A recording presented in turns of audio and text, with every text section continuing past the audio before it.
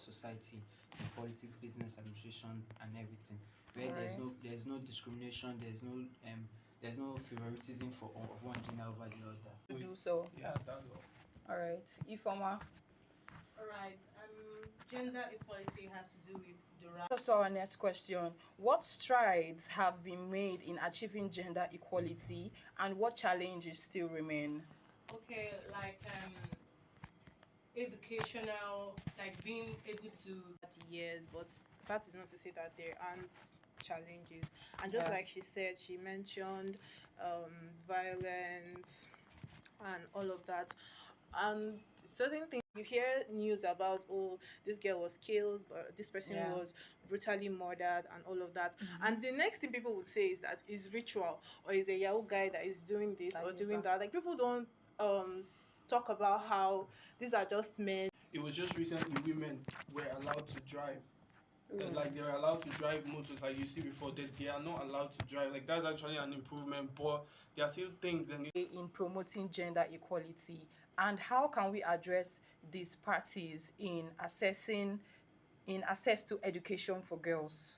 What role does education play in promoting gender equality, and how can we address disparities in access to education for girls? Educational system Yeah. can help address gender gaps and promote gender equality. And what do I mean by that? I feel like they should at least it should start from home. From starting from home, if they have sisters, because I have two sisters behind me. So going at home, I'm not like, because I have sisters, I'll not be like, okay, oh, they are the one that will cook, they are the one that will do this thing. So at home, when the guys should be able to do everything that a girl should do, like Yeah. cooking and cleaning, and they should also House chores. also help the girls motivate. Their voice and their influence, like, and standing together and say, okay, yeah, I think it's high time we put against this sexism, this discrimination among women. I think if the men and boys are able to work as allies and come out and say, okay, this is wrong, because you see in situations you just see only the women fighting for their rights. You don't see men supporting them, but if the men and Whether it's the church or anywhere, I think things like this should be just like he said. Yeah.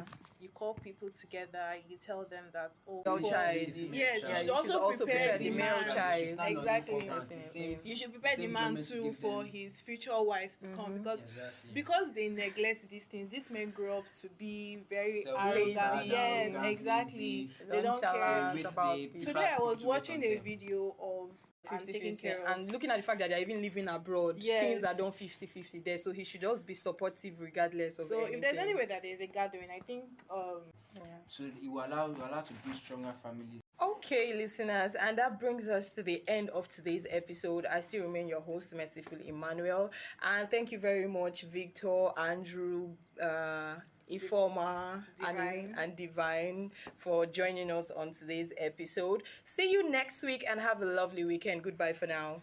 Goodbye. Bye guys.